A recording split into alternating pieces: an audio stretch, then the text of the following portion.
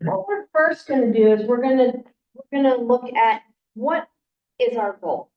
Okay, is it just to figure out how to get that $120,000 that was cut? Or do we want to look at getting that plus livable wages for the employees? Do we want to, we're high in the sky now. We're gonna figure out how much all of our end goals will cost to determine really what it is we need to do with the ideas that we come up with. Make sense? Okay. So the first one. And we're just gonna say, our first goal is to just get the money that was cut, keep operations the exact same, library open the exact number of days, hours, etc. Maintain the same number of employees. Okay. This is sad.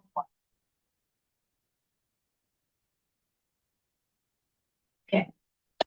Now I know that we had discussed last time, I know Artie, he was here, he'd say we need to get livable wages. We're gonna say that's possible. Okay, so we have our 12 plus livable wages for all staff.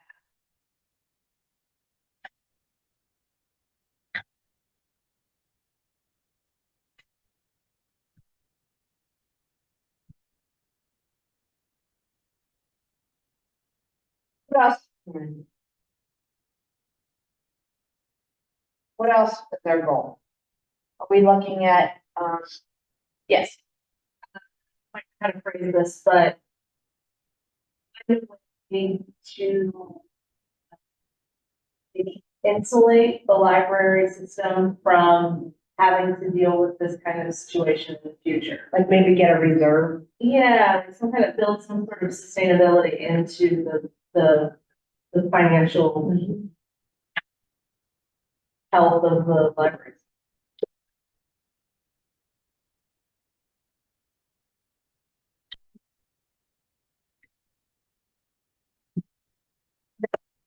Yes. We want to grow library services. We want to be able to offer the community more. Now, do we want that in addition to this? Yeah.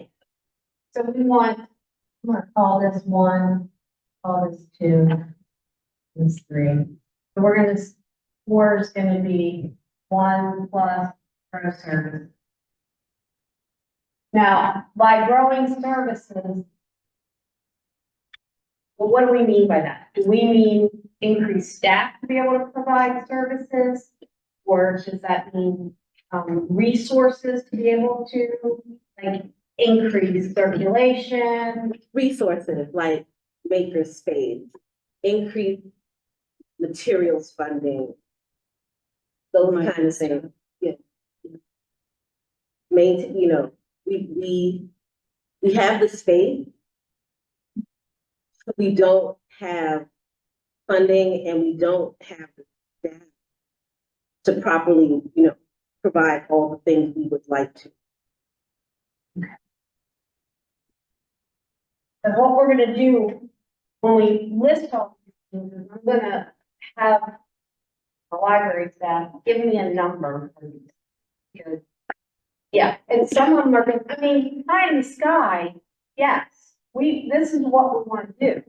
But then we're gonna really have to look at, you know, how to achieve this. Because, I mean, you know, want, you know, what, because do we want a goal that's lofty, that is gonna take lots of work? Or do we just want to maintain? So that's what we have to decide. Because when we come up with a plan, we would say, we feel this is the plan that we see for sustainability. We are proposing we do X, Y, and Z to be able to maintain what we had, services, give livable wages, etc. we want to have our plan, cover what our goal is. You pick a goal, we have no plan, we have not accomplished what we've set out to do. I want to make sure that we're all kind of on the same page as to really what we're doing here, why we're doing what we're doing. We've seen how it's operating now, and we've seen what they all, what's currently being offered and how it's currently being funded. So, want to make sure that we're just stacked, but we also want to changes. Okay, we want to look at a sustainability plan, and then we would really like to grow services. I mean, that's all really utilize the libraries to the. Yeah, and item 2, would we want to include things like benefits for employees, like insurance factors or? I don't know that we have the ability to look at that. I mean, right now, I know the staff, is under the county's insurance plan. And to really look at an individual plan would be a lot more expensive for staff. But what we can look at is how much staff pay for. Okay, that's kind of what I was thinking, because it seemed like they pay a rep to them. Okay, so Sure. why don't we say, 2 plus, Low insurance contribution.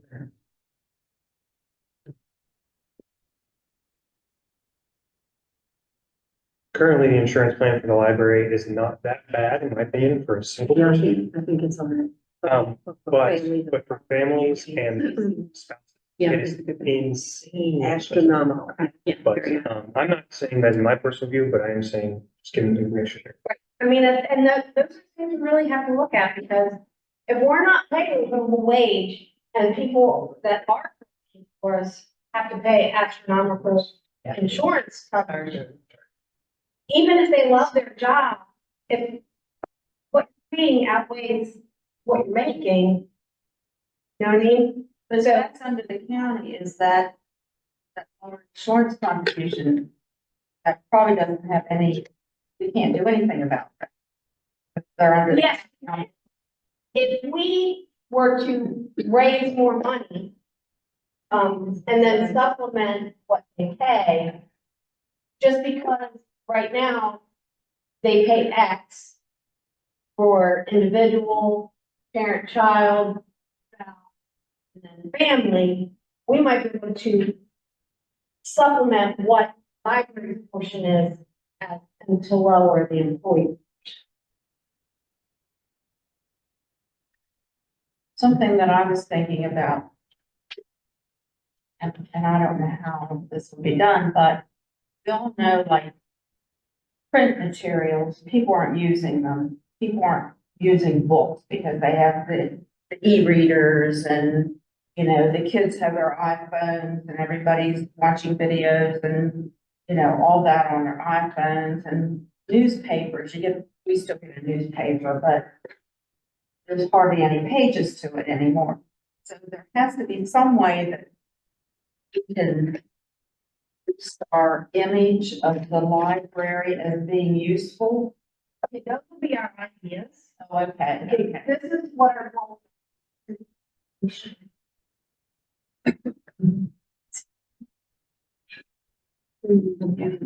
That's what our goal, yes. Along those lines, though, we don't even get new magazines.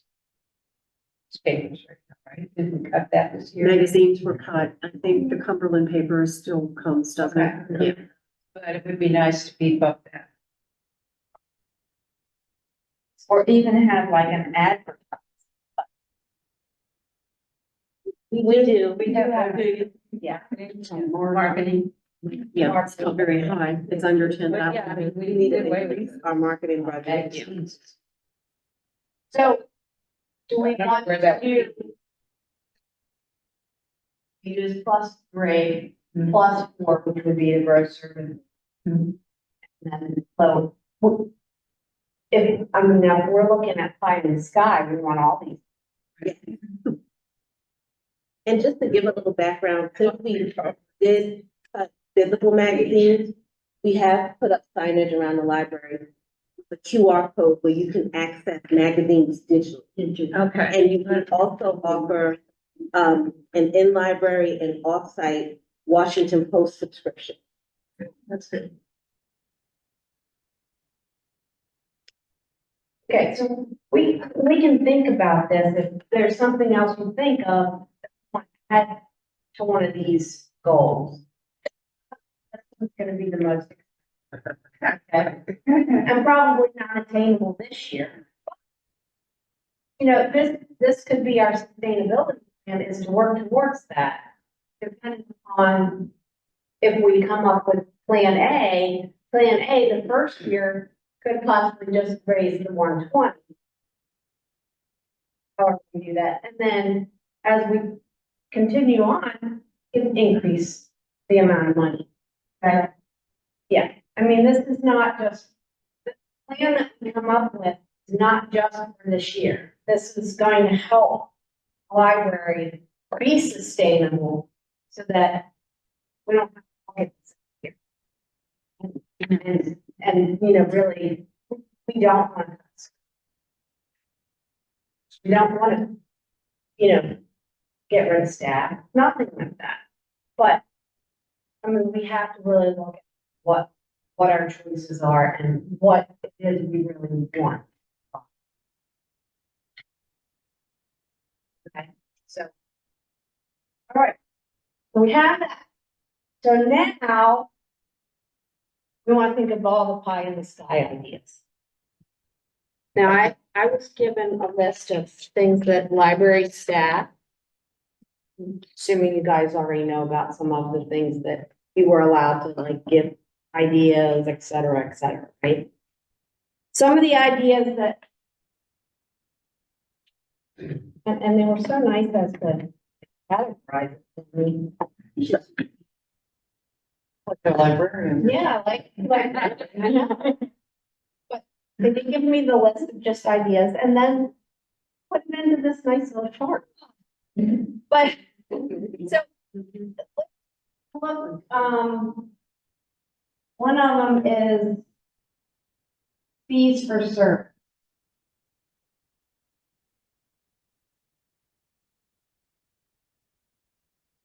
And that is, to look at what we can charge for in the library that I guess is not being utilized. So they said, meeting room use.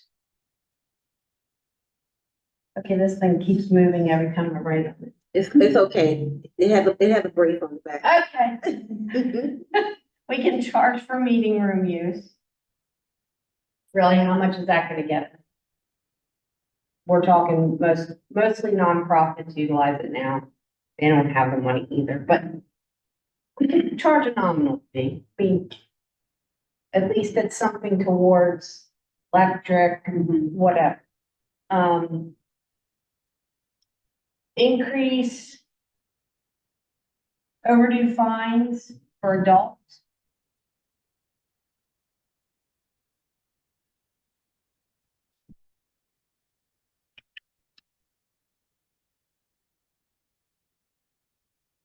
Because right now, kids are fine free, so now, I mean, when we really look at this, we're not going to make buku money. I don't think we're gonna even get nowhere near the $120,000. But we can also increase printing fees.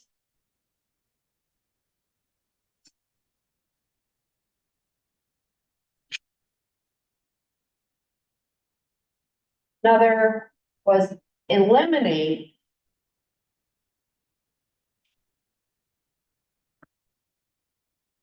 overdue fines.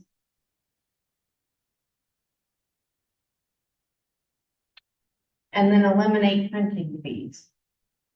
So What was the last one? eliminate printing fees. Printing. Now, seems counterintuitive, but might bring more people into the library for other.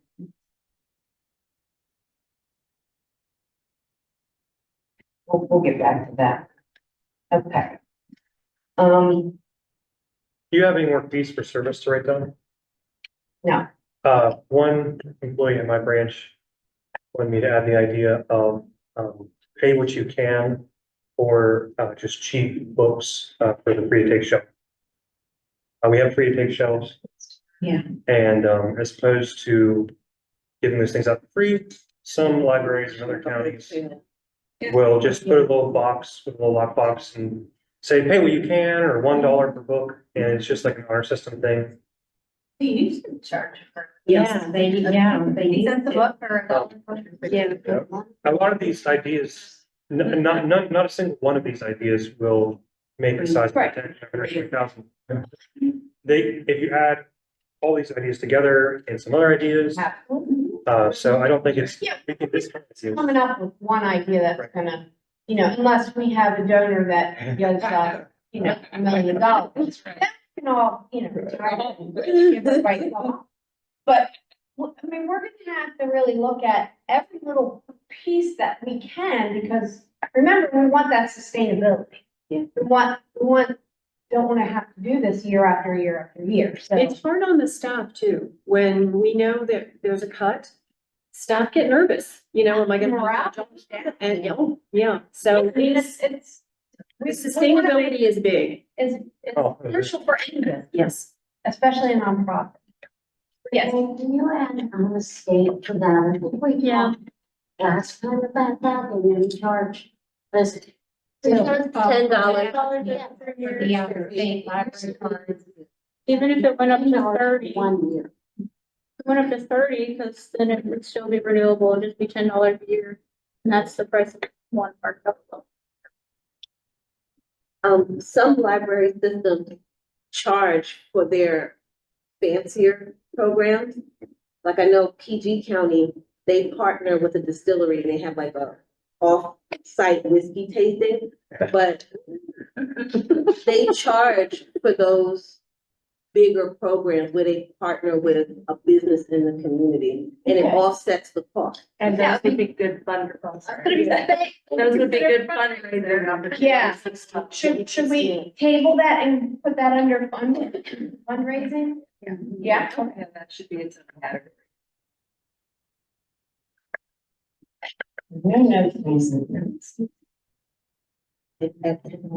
Let's look at, building usage.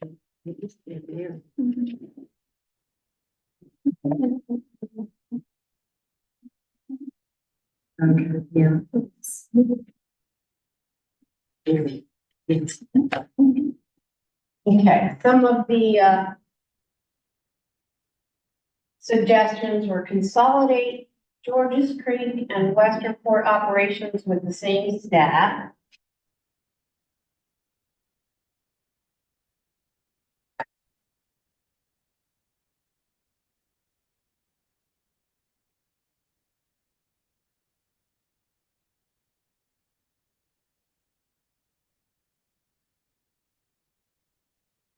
Now, don't shoot the messenger. I want to put every idea, because we may have to come back. We do not have enough to sustain even just status quo. We have to look at the really hard decision. Okay, so I don't want to not put something up there that could be a viable solution. Force close the library. Yeah.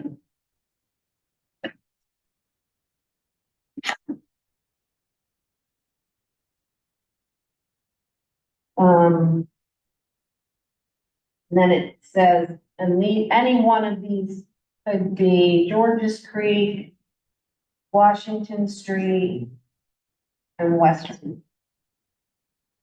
They're the lowest usage.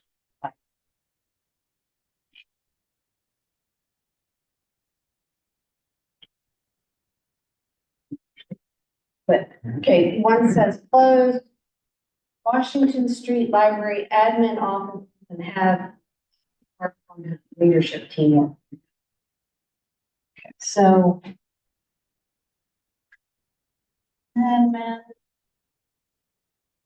I add to that? absolutely. I thought about this too, the administrative staff.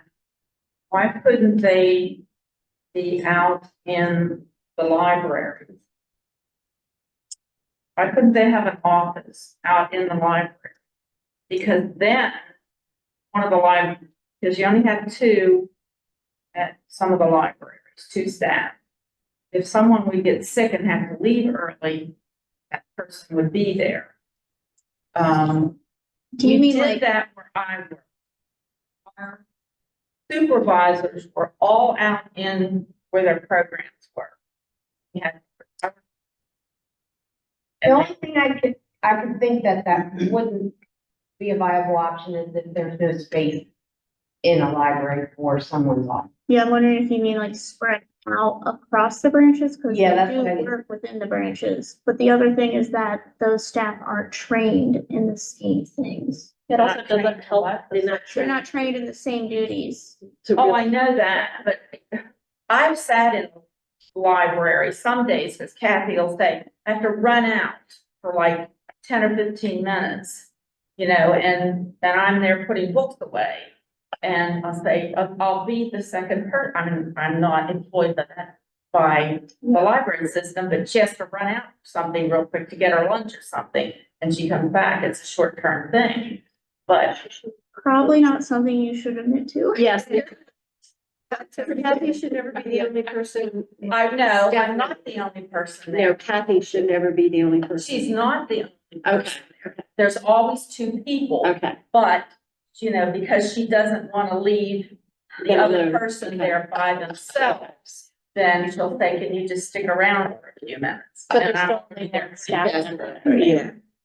But, I mean, that would be, But is there a reason why they couldn't be cross-trained if they were to be spread out and have, if there was space available? And I- To have as offices, far as is that a viable thing that they As could an be cross-trained? executive director for a nonprofit, if any of my staff was to get sick, I know how to do all and I was the same I way. mean, I was the director of that. the You program. should really I did know the same thing. enough to cover.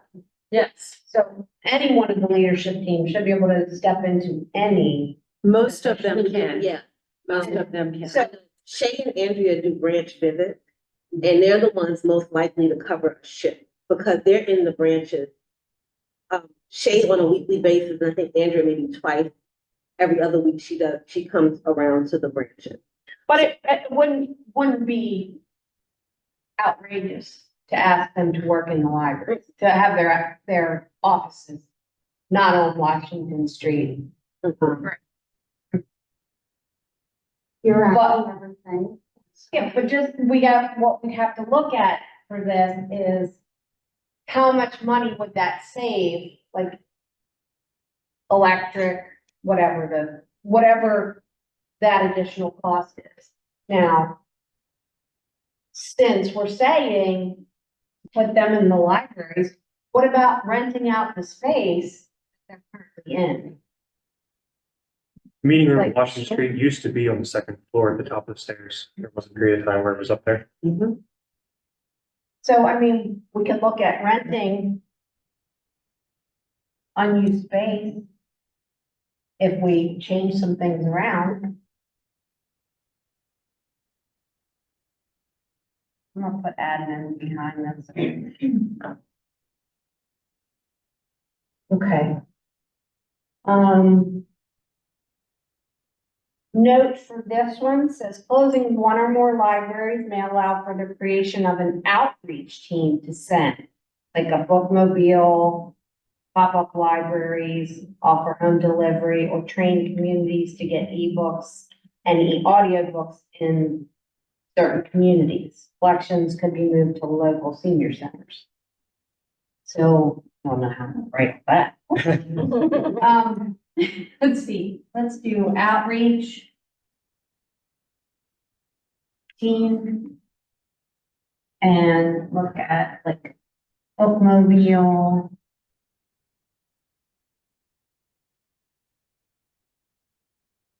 pop up.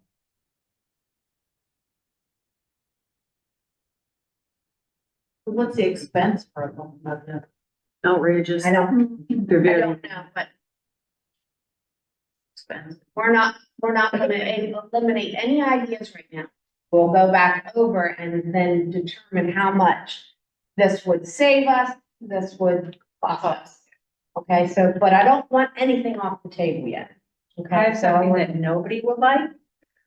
And that is the concept of, I don't know what to call it, blackout week. Or week where Oh, a yeah. different library would be closed. Yeah, like Like or something. Christmas, like the week of Christmas when it's the low Yeah. usage time, It's not, it wouldn't be open. it's not popular. We don't know how it would affect our full-time status and our pension. Okay, that's an issue. Let's put that under staff. Oh, There's a heading for staffing. I think that might go better under staff. We're actually doing more building. WVU libraries. I was thinking- Time, we're working for home during this time, so we're still technically working, Yeah, but you're saving all the electric. well, and I was gonna say closing the building, but the staff would be distributed to during, when their libraries are blackout.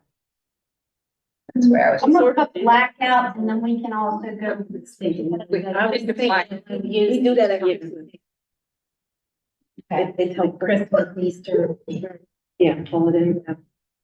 But then the kids are home delivery, that's, you know.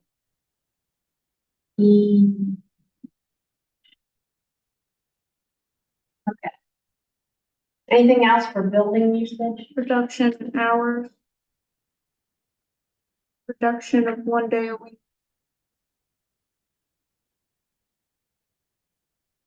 Are we talking about at all branches? 1 day a week would be at all branches, reduction in hours, possibly across the board, or maybe, I mean, LaVale's the big one. Yeah, it's, Okay, so it also uses the most energy and utilities. so the and or days. LaVale They would go to one. LaVale would be the first, I think, on the priority list, but then it would just be looking at that. But you also get rid of 1 day a week. You just have a staff that work just that, those amount of days, and then you don't have that flip flop, constant staff and having to run out of, well, who's gonna be here? Do we have anyone covered? Is Yeah. there a day of the week that most is busiest? Monday. Monday. And to be honest, we'll stretch things. We're trying to cover 2 shifts with 5.5 people.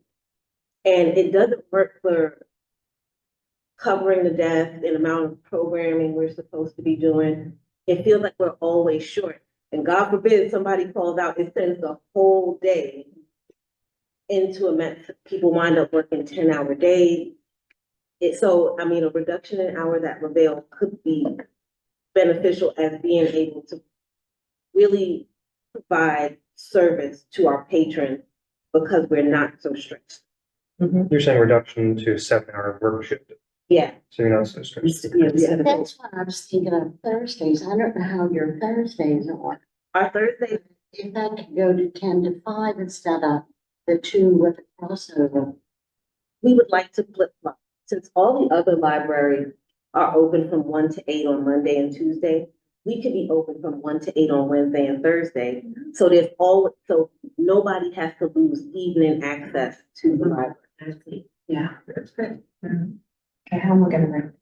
If you put it under reduction in hours, that Okay. all goes under there. Yeah. Okay. Yeah. We'll remember. If you do a reduction in hours, you have to do a full schedule with that. Yes. That's a whole other thing. If it's gonna save us money and we can utilize that money somewhere else, I'm for it. And it's not gonna affect any one branch more than another, hey. That's like cherry on it. Any other ideas for, we can always come back. Keep your mind. Can I ask, I know you put this in the family usage as per, when I covered a shift down here and we left the lights were on, do they stay on for a while or do No, they? our light, so what happens is when we leave, when the building is not in use in certain areas, the lights go out. We could be in here, but if we don't go to a certain area, the lights won't come on. They don't come on until they detect movement. Is this the only building that does that? Mhm. And so if you see the lights on late at night, that usually means that we have the cleaning crew in here moving around. But they will shut off No after, animals. huh? No animals. That was my first thought. No comment. No. But so it takes a little while. It might take 10 to 15 minutes of inactivity before they completely shut. I think it's 20. 20. Yeah. Sometimes. How much would that I think the other thing is, though, I think the main part is on a timer, and so it will come on before we're even open. It's on And, nine. Yeah. after closed, so, I mean, that could just be something that's reduced, How about, or even at week. we'll get timer. Yeah.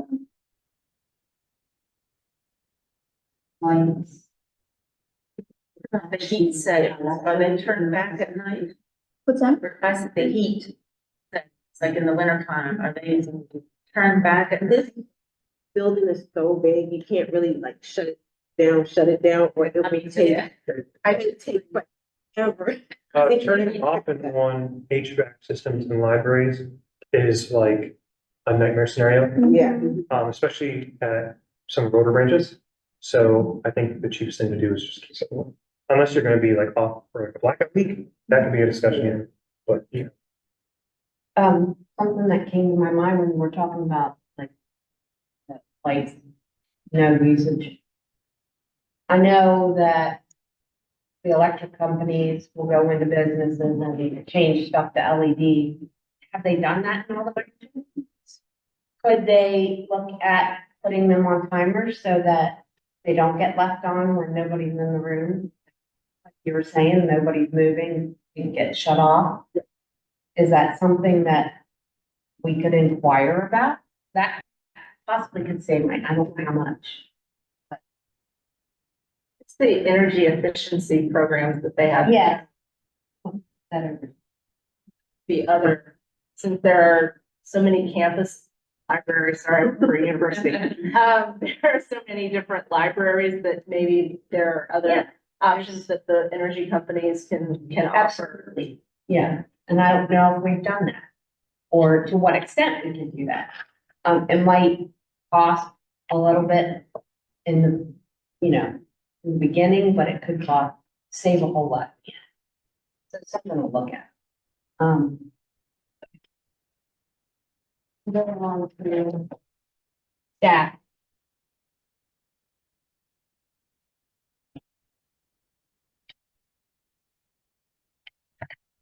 Change customs.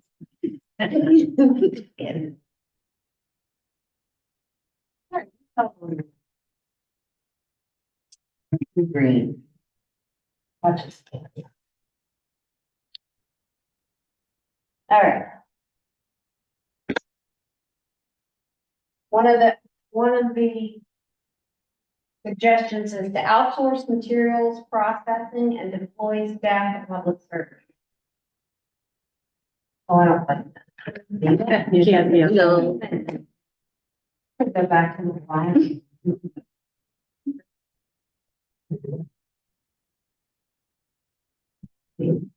Outsource. Materials.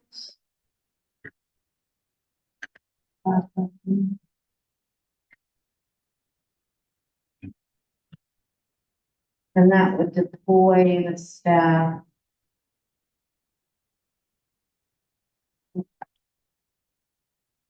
The public. Question. Is there companies that you can outsource that to? Not that I'm aware of. Yes. Depends on who you order your materials from. But like Baker and Taylor is a company that you can order materials from. Are you ordering from Baker and Taylor stuff? And they can put the plastic covers on, they can put the labels on, they can put barcodes on. And you pay for each of those services. Right. I'm sure it's not as much as a staff person. Depend, I mean, you have. You'd have to look, they'd have to look. Yeah. The other part of it then is putting it into the catalog. That's what our materials department does. Oh, yeah. We get, Yeah, we get things from Baker and Taylor, and they do come with most of that done every once in a while. I don't know if you're still with Baker and Taylor, but they've been messing up some. Yeah, they put in some like bare bones records into the catalog, and so they're kind of do stuff to have a person to fix it. Yeah. In the school system, we could do. And we don't purchase the records. Yeah, we have, OCLC is paid for by the region. Yeah, I usually had to pay. And then, like I said, then my time was just putting it into the computer, into the catalog. Yeah. Barcode number. So it does take a person to do parts of that. Yeah, and it was brought up years ago to the regional, and they said they can't afford to take it over. So I'm not sure who would do those parts. Okay, but there are companies that like could do it, right? A portion of it. Okay, part of it. Part of it, yeah. Reduce the minimum number of staff required to open Georges Creek, Western Fort from 2 to 1.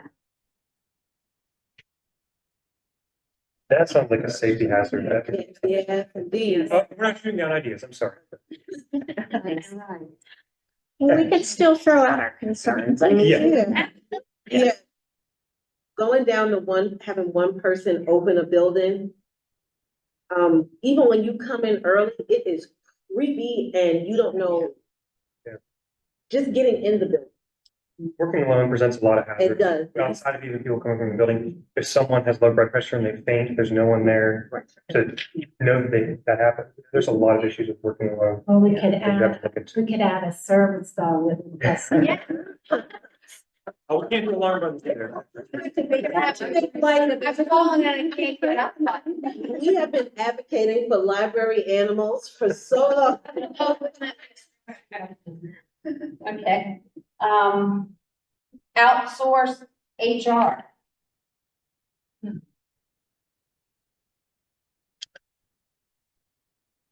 Why, since we do a lot of the stuff with the county, why can't county do some of the, like, payroll, already do the benefits, we've been partnering with another nonprofit. right? There's. I'm gonna put that.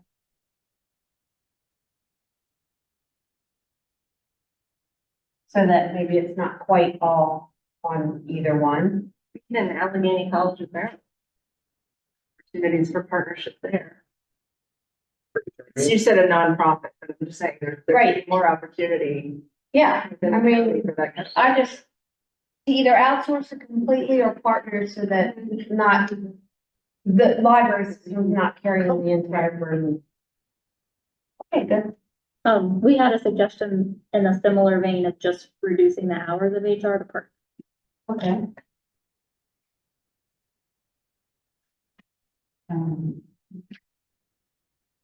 I do appreciate how she comes to the church and will sit there for a bit of the day. If you have questions, sometimes it's nice to have a person in the branch,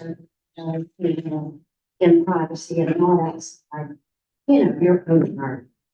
Great. Blackout days or weeks. Libraries closed to save on cost, staff still get paid. Right. But outsourcing services, you could also outsource. He might be another department you could.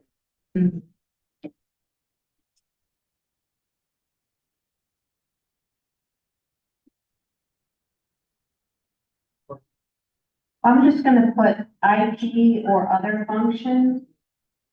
So that we can really look at like all, everything, because there may be a part of this or part of that, we're paying a person to do that person can do something else, like helping to cover some of the staffing.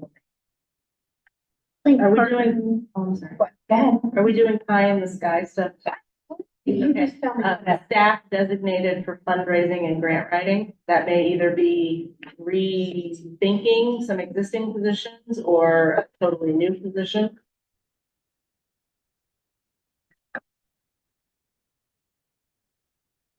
You said for fundraising and grant writing?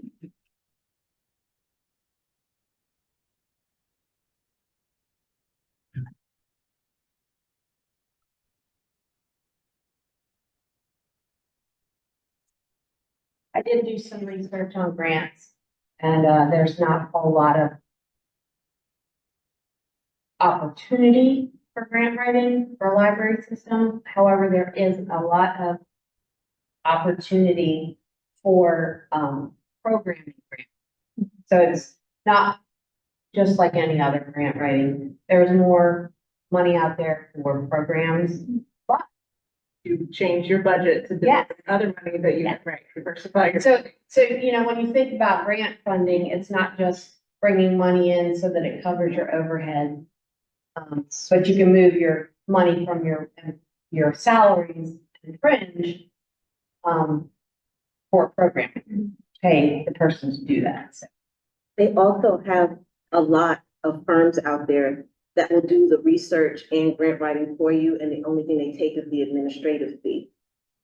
So you could definitely outsource that.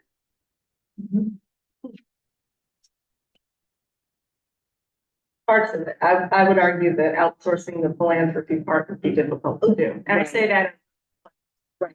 Yeah, I mean, you really have to be vested in what you're doing. Relationship. Right, this, Yes. yeah, partner you could.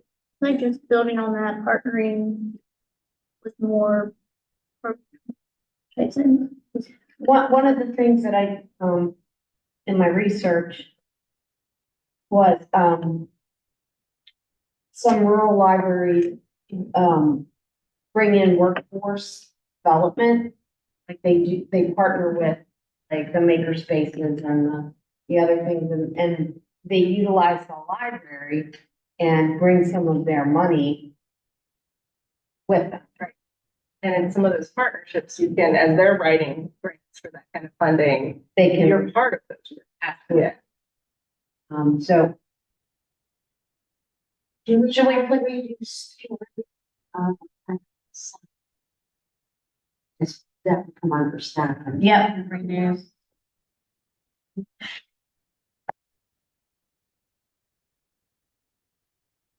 Yeah. I'm gonna put, go ahead. I was just gonna say, I don't know, but I'll be in work with the scale system to pay, but might be a time to look at how staff is paid in the organization and see if leadership, line staff. Those are all provided on the website. They're all provided on the website. Okay. All that, I think it's more of this is an opportunity to reevaluate reevaluate. Reevaluate it, that's and what I'm also saying. job duties. Is the job versus the time versus the pay. Okay, let's say reevaluate wage scale. And position. I was a little surprised when I looked on the website. I saw that there are almost 30 non-leadership team members in the library. And there are 5 or 6 leadership team members in the library. But the leadership team makes up over half of the amount of wages. So 6 versus almost 30 people, the leadership team is making up the amount of the other 30 people. So there's a huge wage discrepancy somewhere. It might be time to look at the scale. and Can, see. like, we need to remain competitive with wages. Yeah. Absolutely. And that's one of our goals. Do we need to fill Ally's position? No, what they did with Ally's position is kind of reevaluate and put it into other people. Oh, okay. So they didn't fill. I think it's a wish list item for that. Yeah, definitely. That's what we get out there. Re-add Ally's position, because that would help. But is it realistic? Or at least give, the children's story for a fourth person, even if it isn't a coordinator's position, they could use another children's librarian. How about that would fall under our. Yeah, gross services. But just similarly to how we shopped around for, we shopped around at the beginning of the fiscal year for the pricing of our cleaning and repair service, and we found they were still competitive. That same nature of looking for competitive prices could be used, I mean, if we're talking about getting rid of an HR person, Right. wouldn't it be better to see if we could retain an HR person at a lower wage? Here is, Not saying I want to do that, but that's Right. an example right, of, we need to be competitive with our, how much we're paying. oh, we already talked about livable wages, so. Well, you put it on the, I put building use, It's on- building use, you put it. Let's put, see wage on building use. Okay, so we know we want to look at the wage structure scale compared to the position.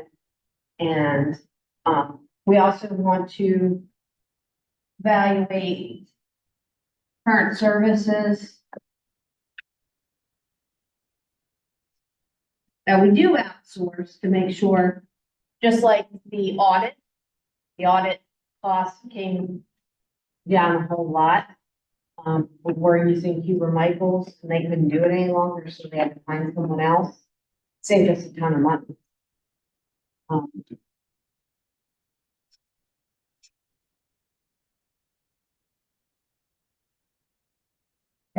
Just imagine how much further we'd be in the hole if we didn't.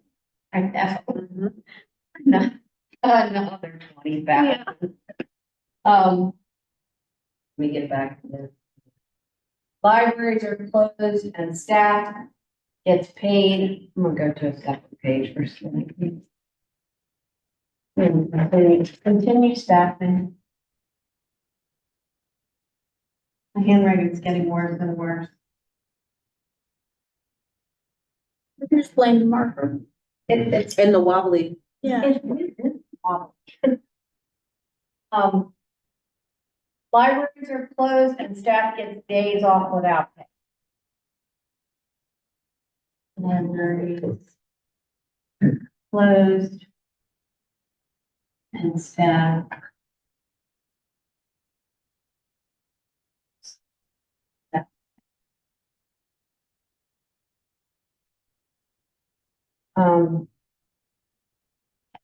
Adjust Lavelle hours, which we already discussed. Eliminate regard staff. We said reduce, so that could be reduction to nothing. Offer retirement packages to eligible staff in an effort to right-size materials processing as circulation decreases, budget adjust, and consolidate two locations. that's, Yeah, I got. those are a couple, that's all different. Yeah, I think that's a bit nonsense. Yeah, one of them. Offer retirement packages to eligible staff in effort to right-size materials processing as circulation decreases, budget adjusts, and consolidate two locations. Incentivize, Still not sure what that is. incentivize retirement. Incentivize retirement. Okay.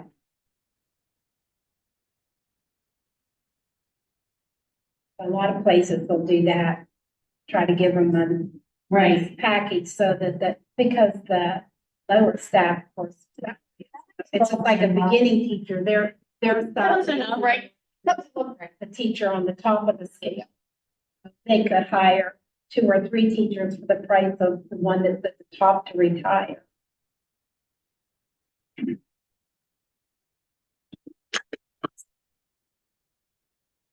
Anything else for staffing? Now, that other one is, I think, has to do with, book collection or collections. That's the next thing. Yeah, I figure. You wanna collections and we have anything we need. Do like kind of more specific supply lines that are related to staff, would that fall under this? Like we have refreshments for meetings, decorations, prizes and incentives, things like that. Would we put that under staff? Yeah, let's just call that Cost in general? We're gonna call it cost general. Like reducing. Let me tell you, in the nonprofit world, you can't have food for meetings. You can't put it in the state You either. can't, and that's because state grants, state and federal grants. However, you can sometimes have it for the public, like if you're trying to attract people to meetings, et cetera. So We've already reduced from 2 boxes of donuts to 1. But they didn't cut those donuts in half. Yeah, we tried the holes and. Yeah. Some of my concerns are more for why, like, individual memberships we're paying $1,500 for. individual memberships for what? That's what I have a question for. It's probably ALA Yeah, memberships for, Oh. but administrative who are teams. they going to? And are they in the Yeah, top? what are they? I mean, That's, it's a good question. Yeah, I don't know. I don't know, but but we some also of them- have organizational memberships, and then we also have something that's just called miscellaneous meetings that has $2,000 in it. So I don't, what's cost for memberships? for individual, we pay $1,500. For organizational, we have $3,000. For miscellaneous meetings, we have $2,000, but that doesn't include that refreshments for meetings. And then the other thing is, some of the leadership team have cell phones, and we apparently pay an upwards of almost $4,000 a year for those. Okay, that could be looking at our cost. Back here where we. Yeah, where we put it, but looking at. I wish these were, like those Those ones that I have. Yeah. I don't know, we had those and then they disappeared. Because that's what we need. We look, Someone borrowed.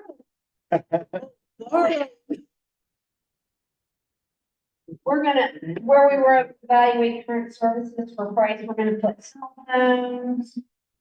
I'm also just wondering if those are a luxury at this point in the year. Yeah. 2024.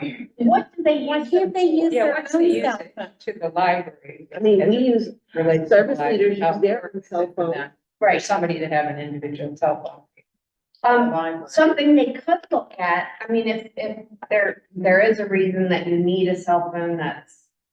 I don't see anybody from the public calling you, you're not delivering a You can counseling also, service. I have like a small business and it's online, I don't find out where I live, and you can just pay for a separate line with on a phone. Well, The other thing they could do is offer a little stipend towards their cell phone. I don't know if perhaps it might be like a legal requirement, some sort for the HR representative to have Yeah, a business cell phone. yeah. Yeah, no, that might be the only exception. I just don't know. I'm from the position, so I don't know if we want to take away perks. Well, Well, if if it's it's, costing us a lot of money. yeah, That could be like, you know. Right. Fine. Trying to spend more money. Right. I just, Lower insurance. the people who have the cell phones are the people making 3 times the amount of the rest of the city. And the service leaders, we use our own phones for library business. Yeah. Also, $4,000 for 4 phones. Now, I want to know what that plan is.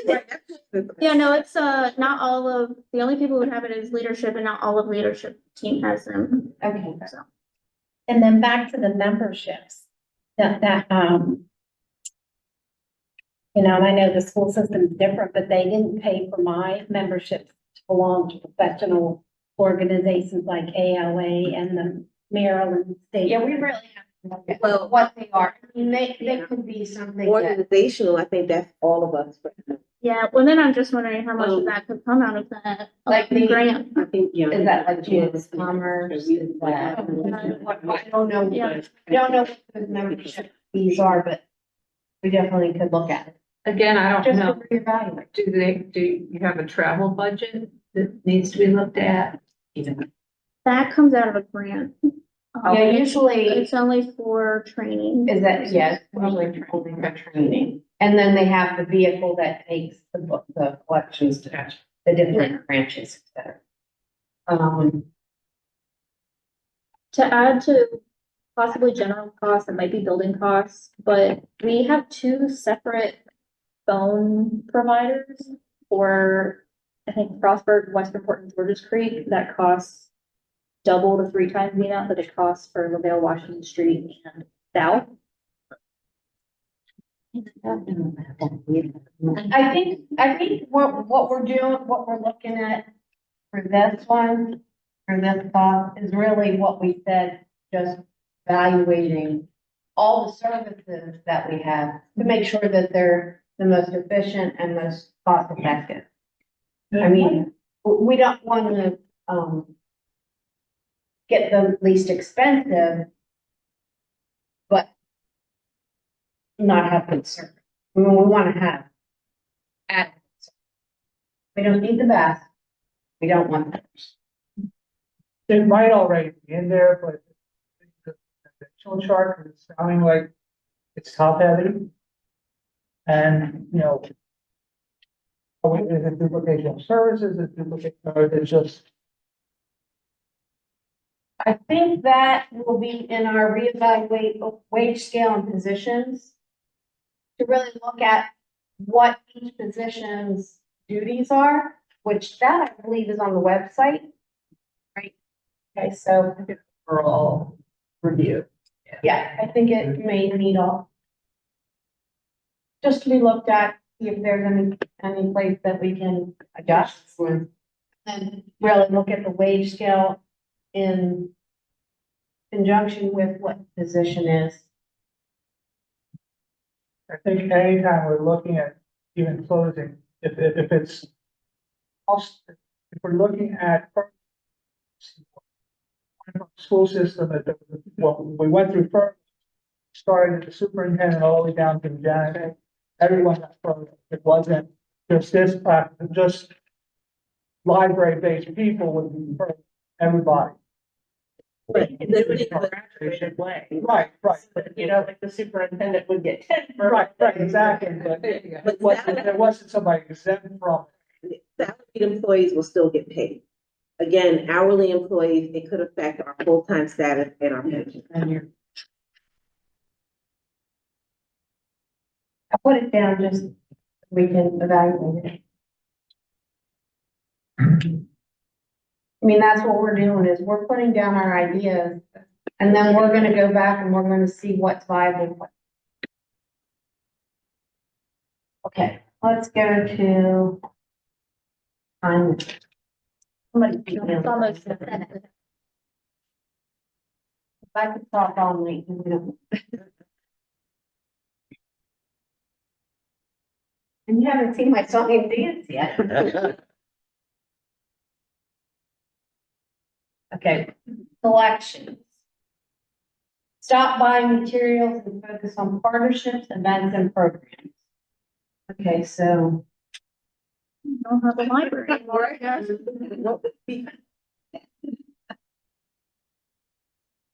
Service.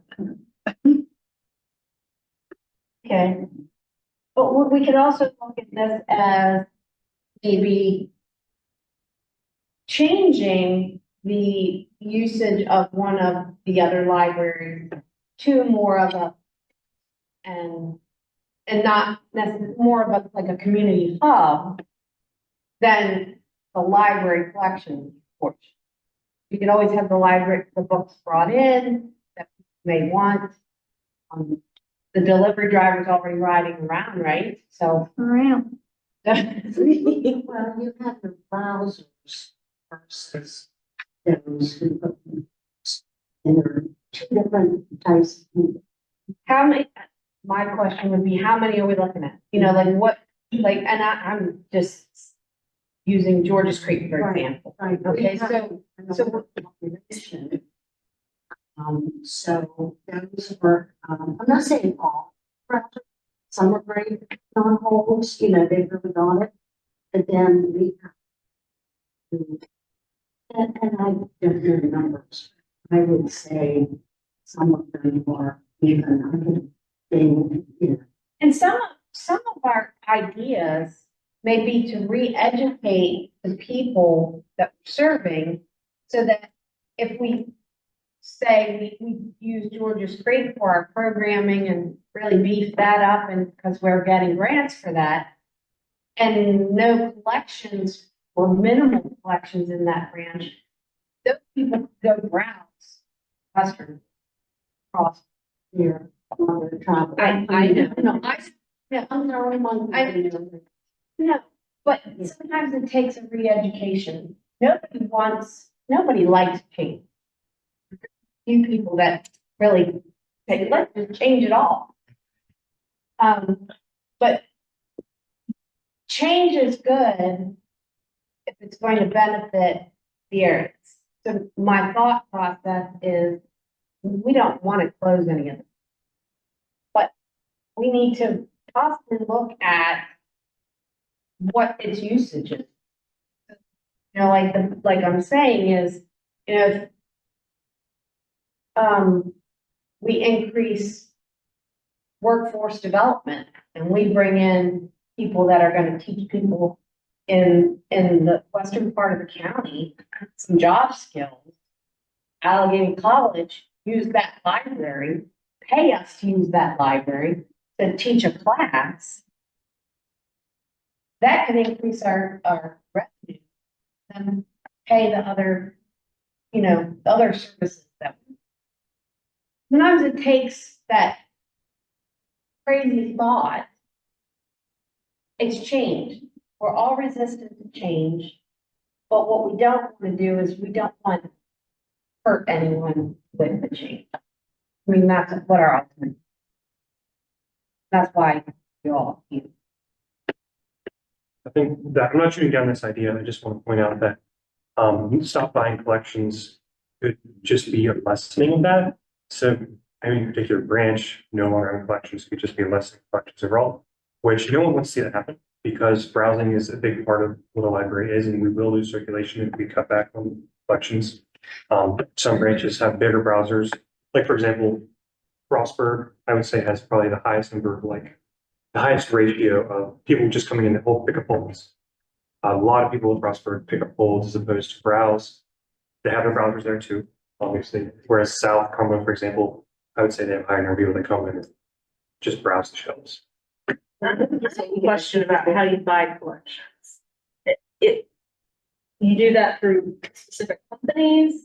Like, how does that work? Like how do you build a collection? Is there any, ask the question you really want to ask, Robin. Is there any possibility of like the library system, Allegheny College, the school system, whoever has libraries regionally working together and getting a better price? Like, does volume play into it at all? Don't we already Or do you already do that? We partner with the Garrett and Washington County, but we don't purchase that way. Okay. They purchase their books in Garrett, they purchase their own books in Washington County, and the regional is there, and they purchase their own books that they share with all three counties. Okay. And Allegheny County purchases our books. And do you get a better price doing it that way? We actually met back in 2020, when we first came back into the libraries, we met via Zoom to see if we could work out a deal, and it never went anywhere.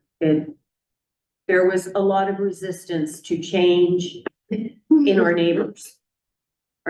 That's why a lot of the Are things you that, talking about Garrett and Washington? yes, yes. This is how we do it. This is how we've always done it. This is how we're doing it. And we're like, hey, we'll Okay, just. but could we look at partnering with another county? Maybe on the western shore? I don't Maybe know eastern shore? that would be an issue. I don't know. Yeah, I mean, it's. So let's look at, do you currently order from Baker and Taylor only, or? We order from Baker Taylor and Ingram, and we use, the Find a Way now for, some of the children's things that are, the read-alongs. One of the positions I had, we ordered from Amazon.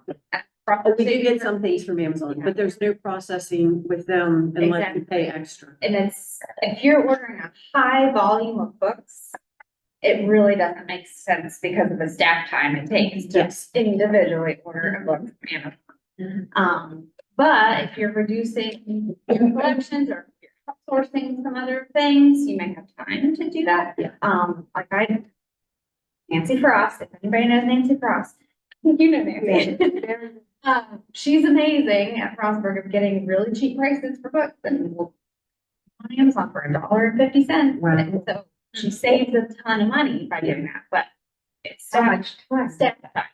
And then they did eventually 5 years ago or You so. can't get rid of the department that does that. Yeah. If you're Right. gonna have books that don't have any processing at all. Right. So So that's, But if yeah, you've got to weigh it out. we get, If you could form a coalition that could somehow negotiate a better Yes. price for all, then. we get a 42% discount from Baker and Taylor.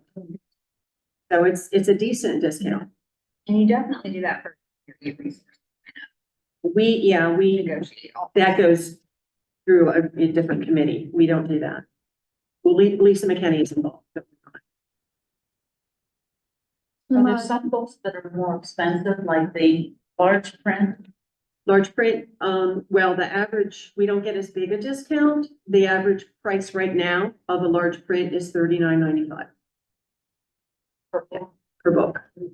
Am I on the Maybe we patron could side reduce. would be to increase the replacement cost, because right now they just pay whatever, the book costs, but it could increase to include staff time that goes into that. Some counties charge a processing Yeah. fee. Yeah.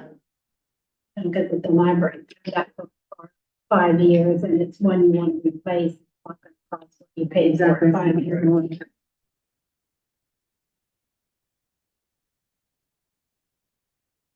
Wonder if we could, get sponsorships. Somebody would sponsor collection in a library.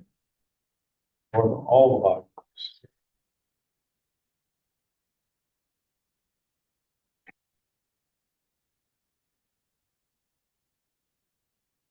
Sometimes we do run into a little bit of censorship issues with those. I mean, I think we really would, it would have to be a massive campaign. See how many people, how many organizations, for instance. I know our business numbers are very small, but there still might be some businesses who say, we get 10 sponsorships at whatever amount of money. Might help a lot. Even individuals, I know my mom, one of her, someone dies and she wants to do something in memory of them, she always goes to the library, picks up, but that's an option, so even promoting that those options exist. Yeah, we got that in the fundraising. Yeah. I'm not there yet. I'm not even done the collection yet. It says only buy children's materials. So the one audience that doesn't even really pick their books. Yeah.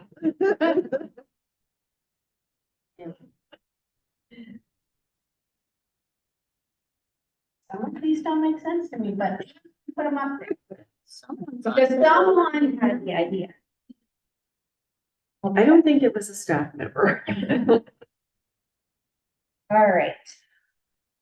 We can always come back to collection. I've got one for Yes. collection. Evaluate the, not the jargony, the acquisitions of e-resource. How are we paying for those?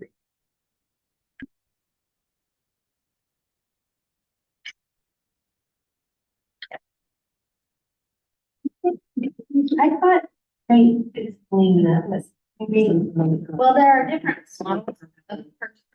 So maybe our thing is not the most efficient for our users. Okay. I think a lot of our stuff is through Sailor, which is like already paid for, am I right here? Yeah. I don't know where I would That's what say. I just said.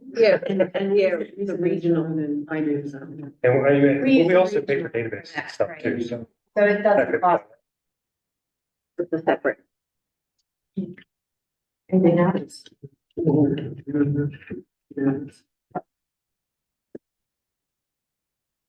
All right, now we're down to, fundraising.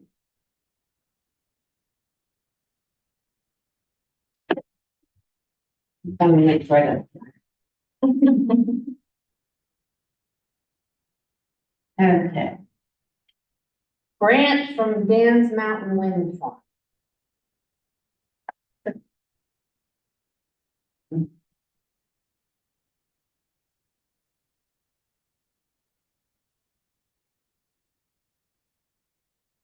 What I'm gonna say about grants. What I do. For a living. I run a nonprofit. Grants have gotten very different.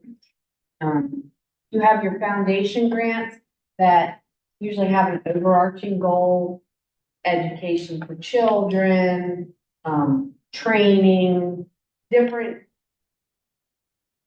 goals, okay? Then you have your, like your state, federal grants, that sometimes will pay for some of your overhead costs, et cetera. And those grants usually have stipulations that you have to follow. So they have outcomes that you have to achieve. So the writing a grant is not always just give me money for what I want to do. And then I'll put it down. Okay? It doesn't, I wish it worked that way, but it doesn't. So when we're looking at grants, we're gonna have to really look at what grants will be beneficial for what the library is doing and the outcomes, because you're gonna have to, report on out. That's a given. Okay, so we want to make sure that we have an outcome that we can actually achieve with, in saying grants. Okay, so I'll put it out there because Ray always says, well, just go write a grant for that. I wish it's just grant money out there. There are foundations that don't ask for outcomes or don't require evidence-based programming or specific ways of doing things if they're gonna give you the money. There are some that are a little bit more friendly. Approach donors about selling naming rights to buildings and rooms.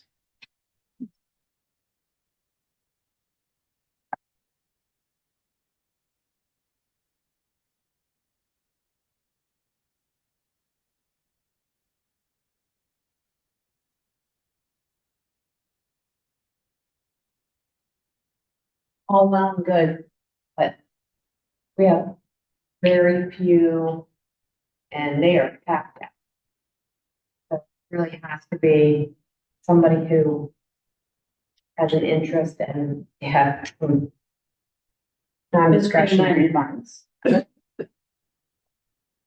Create library store, to sell library merchandise, T-shirts, books, etc.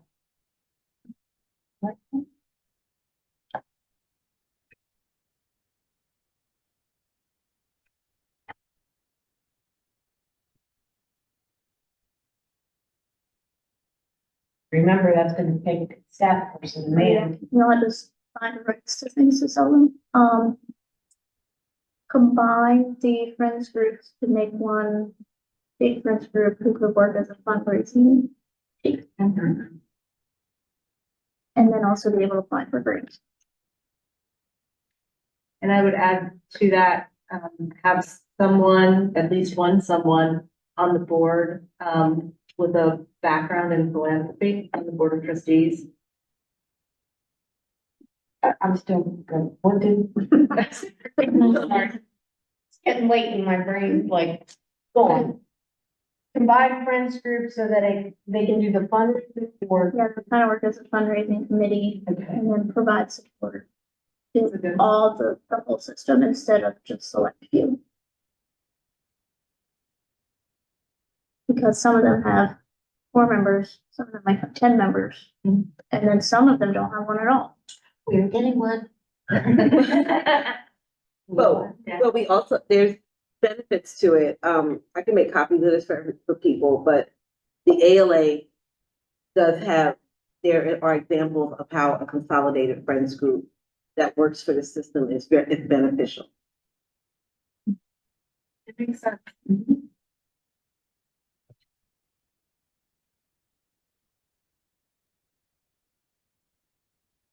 That would get understood.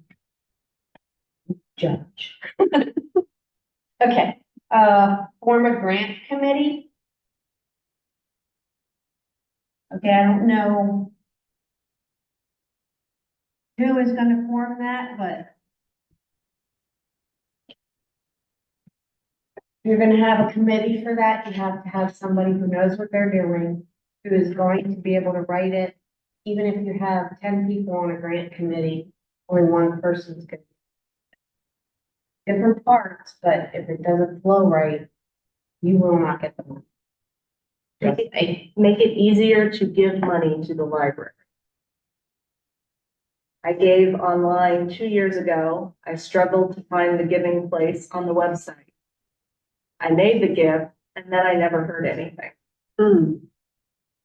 So that's kind of a twofer. Make it easier to give, but then also you have to steward and do the cultivation. And I know that takes staff time, but even sending out thank you letters. Those And pieces. some of that can be done Yeah. automatically. I mean, Yes. once you Yes. get, There are especially platforms. now, there's so many different platforms that you can Yes. use that. I'm sorry that happened to you, that sucks. Our Leeson County, our administrative director, or director of administrative services, usually does reach out to our donors and be like, hey, thank you. Well, it was right at the end of the year. It was like right before the holidays. I'm sure it was, I didn't say that as a way of, it's an example That's of a good something idea. that happened. And that's. Yeah. How many other people did that happen to that? And that's an easy one to fix. Yeah.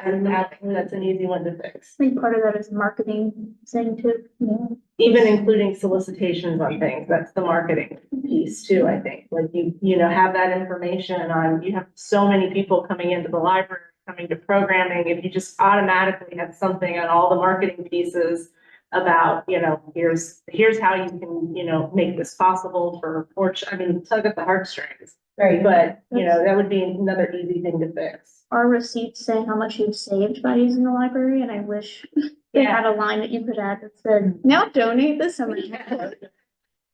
Give it that. Yeah. I mean, look at the stories you have to tell. I mean, the children that are participating in the programs and the difference you're making going into the schools and making programs possible. But the elderly people who come to the library because they don't have other places. I'm getting. Yeah, I'm making this up. Yeah. 120.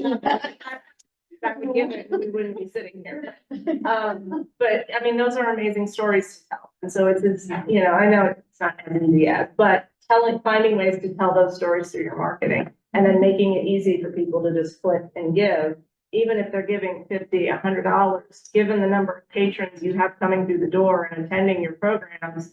That's funding. Maybe it won't pay a salary over a year, but it'll help pay for programming, or it'll help pay for training, or it'll help pay for What whatever. about just saying, and this may sound morbid, so don't judge me, is talking to the funeral homes when they're doing, burial stuff and arrangements, thank you, but,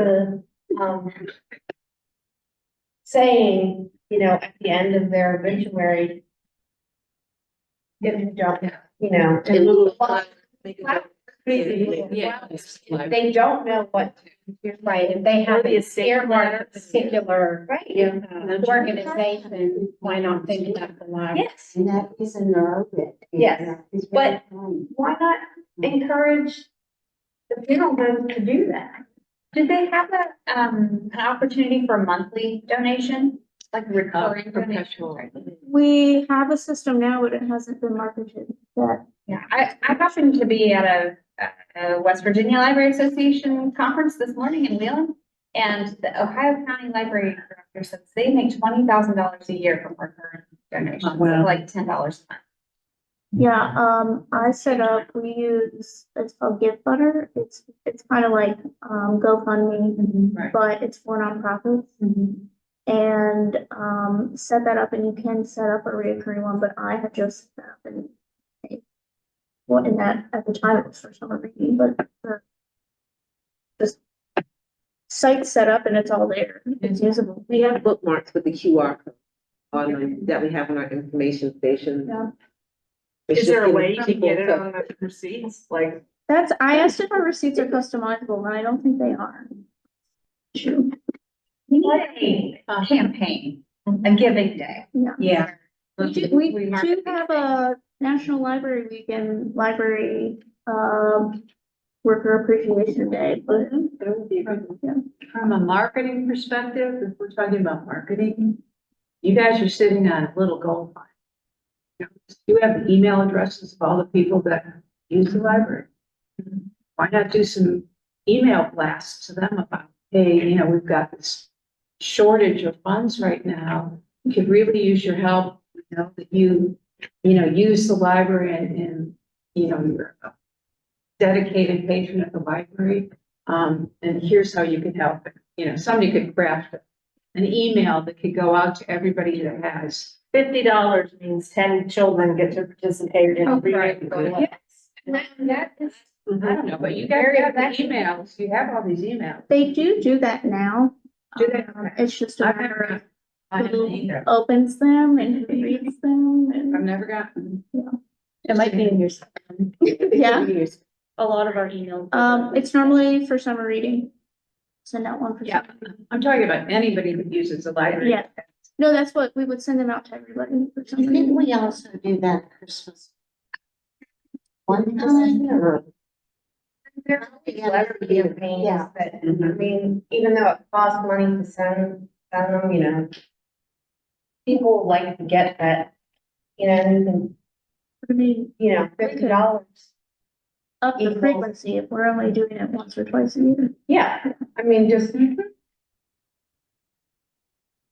And they could be sometimes holiday based even, Christmas, special Christmas giving or whatever. Or even, we wanna do this thing, but we don't have the funds. we really Like need this, and we need your Yeah, help we if you really would need like help. this to happen. You would be surprised how many people in the community did not know. that financial jeopardy was here. Most. That I thought, like, Right, and I know, speaking for the friends group, we only have like 100 people on our list that give. And it's hard to, to get addresses and emails. And, we spend our own money, printing copies. I put a letter, giving form. And we did get, and I did explain that there was reduction in the funding. And we did get a nice sizable amount of donations, which we see for several things here at LaVale. suggestions, create an email campaign to highlight ways public can donate. There we go. Also ask Kelly Moran and Moran family for donation.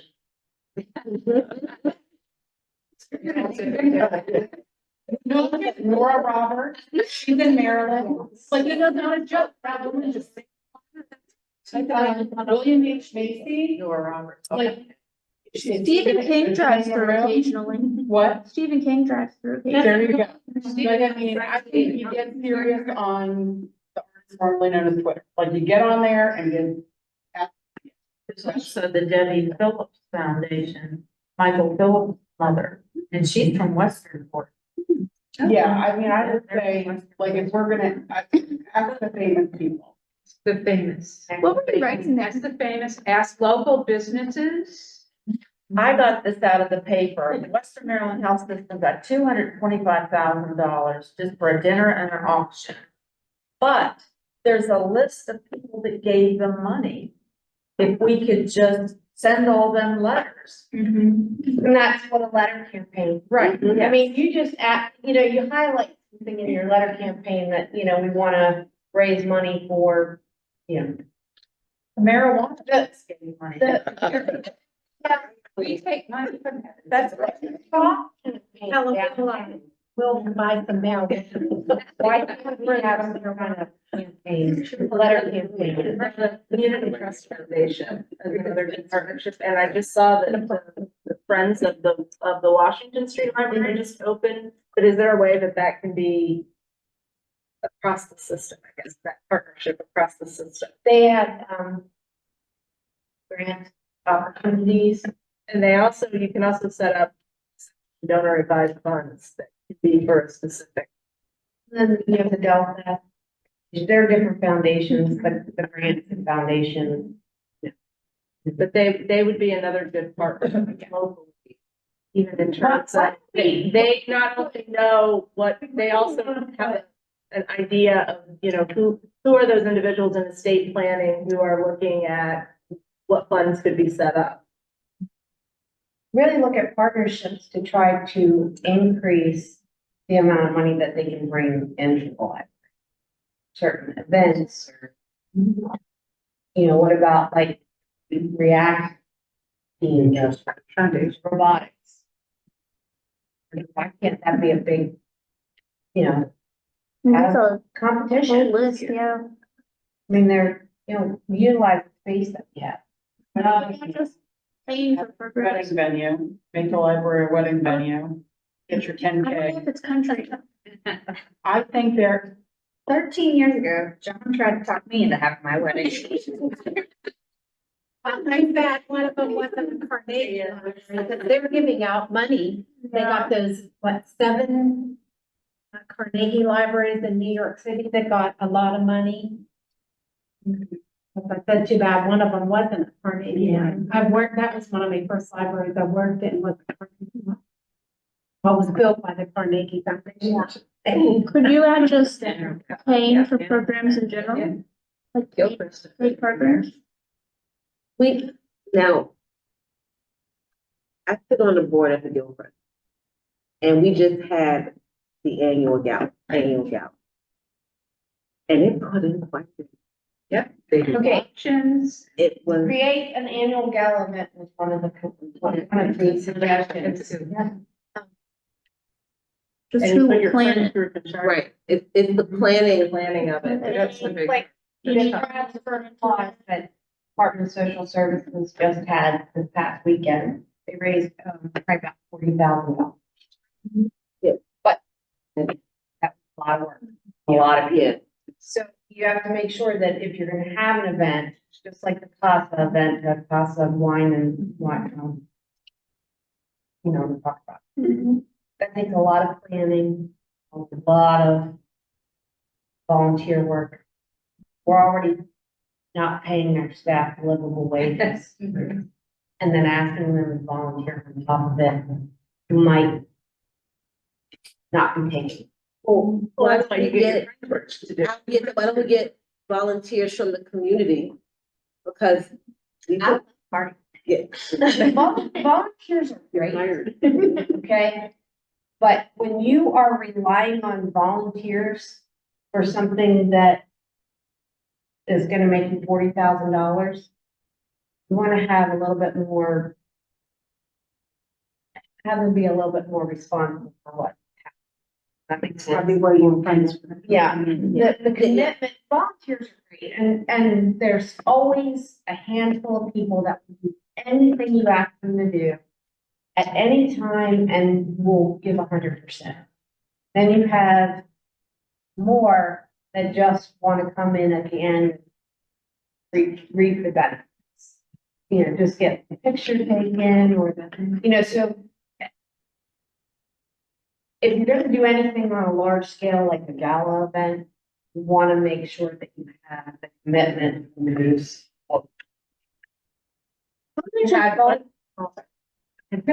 How much involvement is our board? Because stuff like this kind of seems like that would be the perfect pool of volunteers to help with that. Especially if you had somebody who had a fundraising background or, you know, was retired from philanthropy or something like that on your board, that would be a I perfect did have person. that. You did, I know, I saw you did, the ideas are coming together. And if you have that and you consolidated your friends group, then you've got your team of volunteers and your person to chair that group. Is there a number that in our bylaws that says how many trustees there have to be or can be? Yes. Wow. Yeah. I don't know what it is. Yeah, see, I don't really should, but if I told you how many committees and boards I sit on, They all work together, yeah, they really. But this was, I mean, I chair this board of trustees. So when all this came about is, I sit back, I listen a lot, and I just kind of, do my chairing. But sometimes you have to listen to be effective, and, a lot of people are talking. And when we got this $120,000 cut, the leadership team jumped right into it and did what they could to give a balanced budget based on, and looking at less than a month of daunting task. And I said, it's great that you can take something and Band-Aid it for the year. And so we really need the community to understand what's going on. And like I said, I sit on so many boards. It's not every meeting I'm in. And people are like, what? How does that, exist? And I said, that's the problem. They don't, they just cut it across the board. Doesn't matter if it affects, how it affects. So, that's why you guys are here. We pushed for this to make sure that everyone had a voice. You guys are the community's voice. And that's why we're doing this. That's why I really appreciate everybody's dedication and time, because this is not only people's lives, the community as a whole really relies on these libraries. I mean, $120,000 doesn't seem like a lot, but the library system does a lot with that $120,000. So if you look at the benefit, the outcomes that we're looking at 120, we could write a grant, say, we do all of this. So, I mean, there's possibilities. We just have to use our collective brain and figure this out. Yes. So this is a zero amount of donated money from a patron, but we did this, 2 years ago, where we had postcards at the desk where patrons could come in and talk about how much they love the library, why it's important to them, and then we gave them to the county commissioners. Yes. If we did that longer than a month, and we just had it available all the time, and then we collected those when it was time. Okay, so playing devil's advocate. That's gonna be good for this year. I If you just do meant it- as a, Right, I know what you're saying, but right now the commissioners are facing this huge deficit in Polk County. Yeah. And $120,000, nothing to them. When you're looking at millions of dollars. Need a candidate. Yes, We need a candidate for commissioner. the commissioners are not vested in it. And a lot of times, and I hate to say this, but people who are in those positions of political, whatever you want to call it, have never experienced using a library. Or. Needing a library. Needing a library, using or needing. And, their nannies, have brought, their babysitters. They're not. Or their grandkids. So they don't have any idea what the library does. And I don't mean to sound like they're totally out. Sometimes they are. And they're faced with, I don't even want to, because they do have to cut. But I'm sure that if they took the time to do what we're doing for the county, I'm sure that $1,000 could be put back into our budget. For what needs to happen, but they don't see them. So why don't we have to make sure, let's educate the public and our public officials.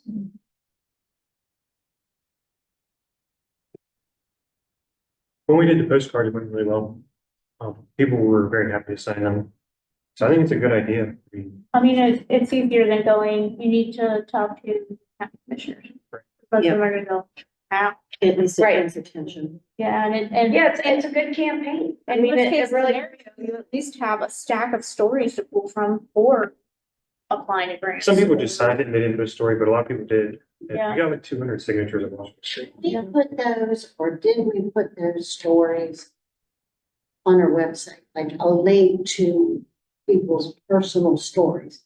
So that they can look themselves, or they can share that with other people.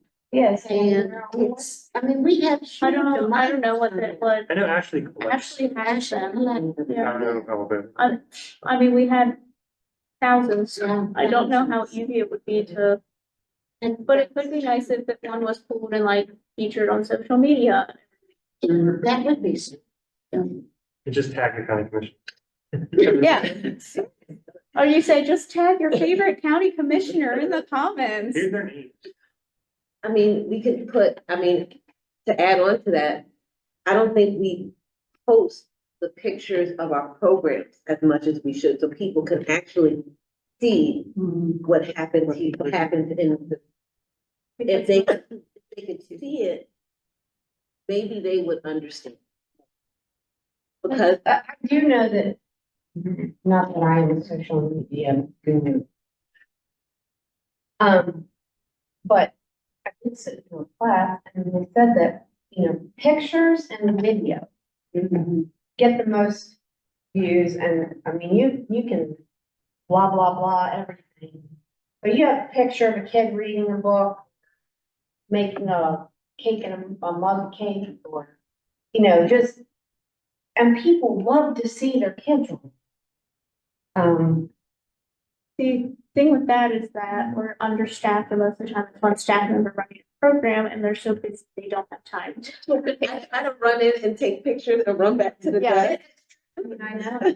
And social media is all Sometimes it gets volunteer. away from. Yeah, We can try to get those on our Facebook pages. you also have For to the be different things. careful with we have. children. Yes. in the program.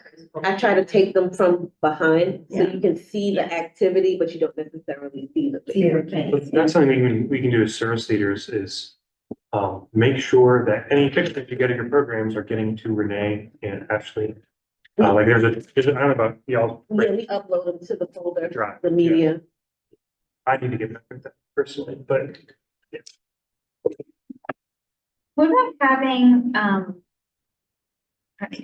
just kind of going back to like naming rooms or picking certain people, but like, I don't know, I heard that like Carl Belt loves to support business, ventures. What if we had like a business in a couple of our libraries, but use that money to,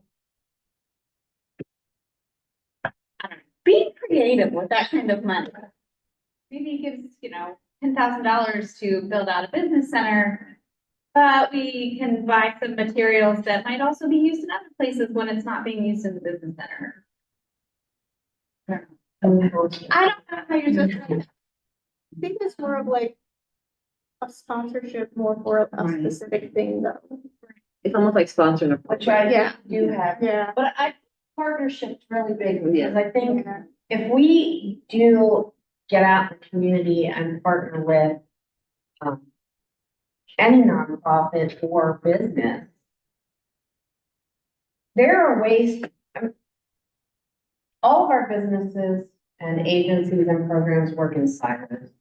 One of the things we try to do is want to eliminate those silos, that we're reaching more people and we're not just looking at one thing that we're good at, the one thing that we're doing. And the library's done a great job of that in utilizing the libraries in the communities. And, bringing the resource managers in from the DSS. It's gonna take time for people to even realize they're there. You can't gauge something just a couple months. It has to, word of mouth is gonna be your best advertisement. So, bringing your partners in and even you know, like we said, the workforce development.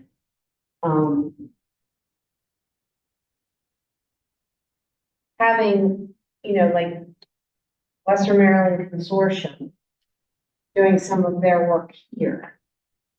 And, you know, looking at, you know, patrons that come in and trying to get people involved in things, and it could open up.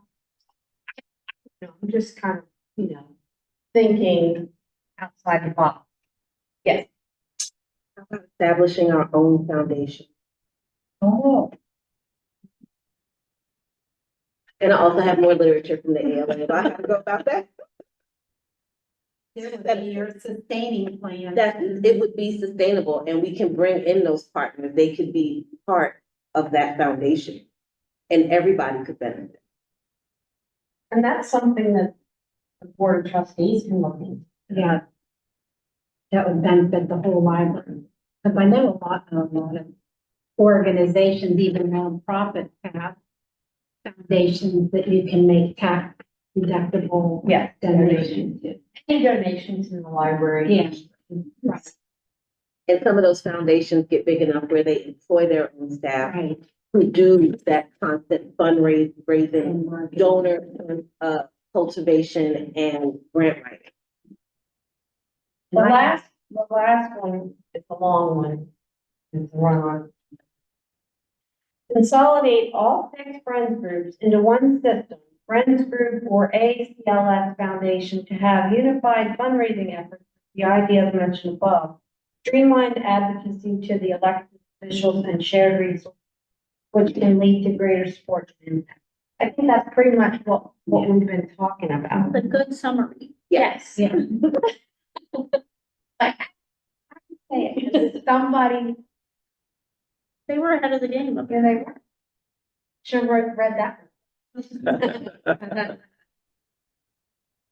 It saved you a lot of writing. Is there anything else that we're, you know, that we're, I do, I don't even know if it's possible, but I think I mentioned this at the last meeting. And it was pushing the county commissioners about how long the lottery winners or what Allegheny County does is going to be tied up in the city. Or whatever they have it in, and how much is being used for taking all that. It's a huge amount that the county received from that. yeah, and there's a couple different pots of that money. One goes to education. A portion of that goes to education. There is a portion that goes to the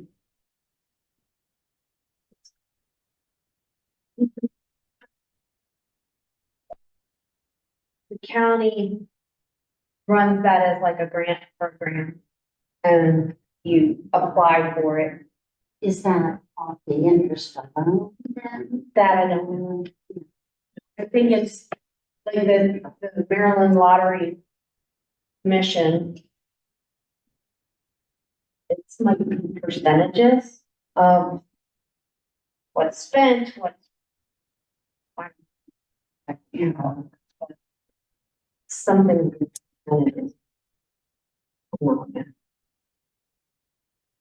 It's just such a huge amount, and when I think about how they put it back to, I know, to earn the interest, to get money off of that, but then, you know, the county took this huge cut when they're sitting on that. Doesn't sit right, but a lot of people, not just me. And I know the lottery members, just, it's probably killing them to think that I wanted to. I'm sure this area, it has to be.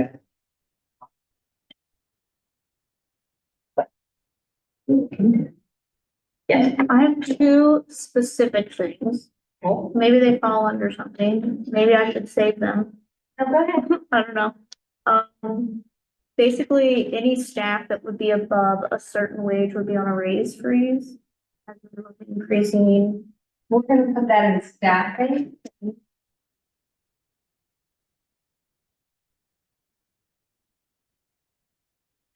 And then the other one, I'm gonna. Wait a minute, I'm sorry. I can't help it. If I close my mouth for longer than 5 minutes, I get antsy.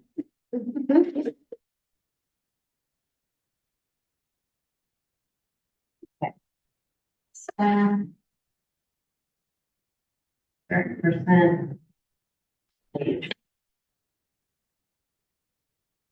That pretty much sum up the. The other one, I'm gonna call out John, the director, who should pay the same amount of insurance as the rest of them. Does not. No, his is 100% covered. Here's the family. Even more expensive. But I believe that is something that the board has to look at. To be a good idea, I think Lisa McKinney put a document on the site that actually breaks down wages individuals. Maybe we should have access, like print it out and have everyone have access to that document next time. If we're bringing up staffing, how much people are getting paid, wage freeze and stuff like that. I don't think that's been distributed physically to people. Yeah, So I'd maybe like that'd to be- know if that would fall under just like, reviewing salary and whatnot, but those are two that are more specific. And I'm sure that this not is like a perk of being the executive director. Yeah. But I work for a nonprofit, I can tell you that I pay just the same as my employees. Yeah, when you make 4 times the amount as the Yeah, right. lowest staff member. I don't, but. I will. But yeah, we definitely need to look at our wages, positions, making sure that people are making livable wage. Because we can't run the library just on having employees that love their job. People need to be able to pay their bill. Passion doesn't pay.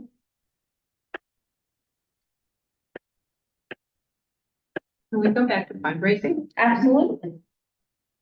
So anywhere you like. Okay. We talked about it. Right. And I have what I probably call small change suggestions. They're not big That's okay. fundraising events, but the library has a wonderful collection of movies. And it might be interesting to do a couple of film festivals. And I'm looking at this room because it would be perfect for festival that people would actually pay, admission for. There could be a film festival with children's films. There could be a film festival with Academy Award-winning films. I mean, there's all kinds of different. Could also be people making their own films. Absolutely. But, there'd be a charge for, commission, and then, we could get one of those popcorn machines. I don't know, this isn't big money making, but it's a small thing that we could. You don't know how big it's. That's true, it might be pretty popular. And I'm looking at this room, it's You tell perfect. people to be creative and submit their stuff like, on Con Film Festival. Right. Trying to think of one that's in Utah that I've been to that I can't.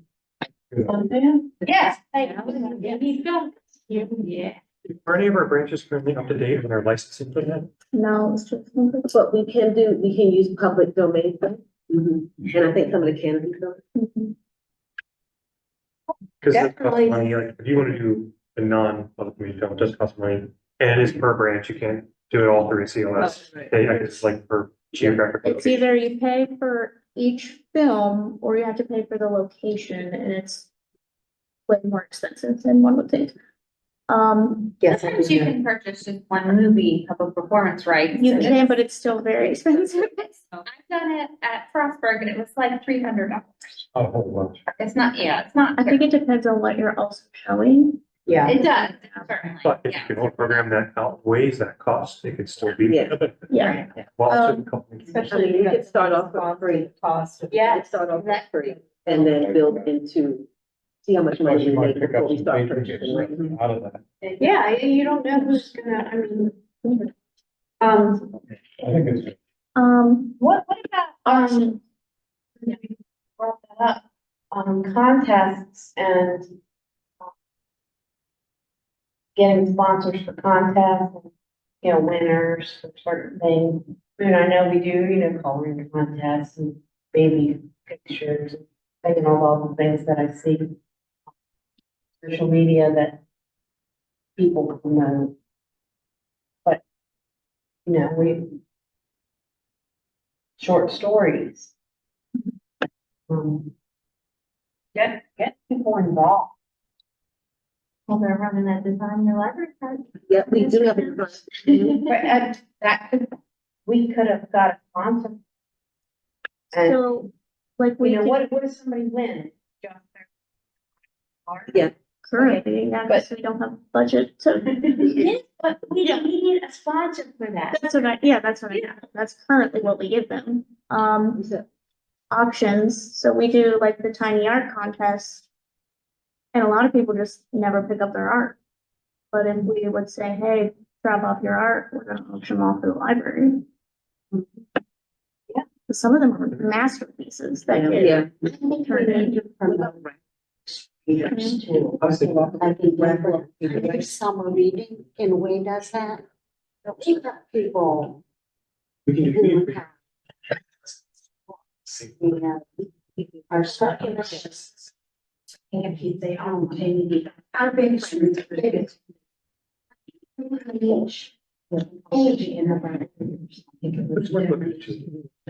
Dimensions. Like from the north. Yeah, I mean, this wouldn't be a big money maker, but you could do a writers and poetry slam where the writers all pay admission fee to read their works. And maybe they get a small prize for the winner, but it's a cost. Absolutely. Yeah, What did you call it? Slam? all right. I said writers and poets or poetry slam. You could just put poetry slam.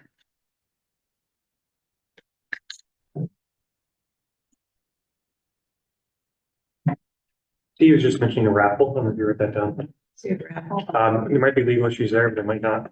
We'll look into it. We call it like an opportunity to win. Yeah. Yeah, because when you actually do a raffle and you make people pay for it, you might run into Some sticky legal issues. situations. But if we word it differently, we could. Different state restrictions. This is way out of my thought wave, but some sort of a video gaming contest. I don't know how that, you might have. Yeah, we do this already. We do the Oh, you do those already? Okay. Yeah, they're really fun. tournament. Tournament, that's what I'm trying to say. Not very well. Do we have sponsors for that? We do not. No, we use that. Okay, this is just an overarching goal, is the things that you do should be getting people to pay for it. Mhm. Might not be the patron who's doing it. Because know that people that come to the library in a free library are here for a reason. But when cartridges galore or Yes. when That's what I was You thinking know. too. Yeah. he's wonderful. It's, unfortunately a lot easier said than done a lot of the time. It takes time. It takes. Yeah. The executive director sometimes to go out and make some of the. Meetings and say, hey, look, my staff's gonna be out to see and. I mean, you gotta think that. We have to think change. We have to do something different. Or things like the change of Rotary or places where business people are, the ask to be made. Yeah, absolutely. We need to use what we have and think about how we can do things differently. And change is hard. We did the chamber event here Yes, this I year, know. and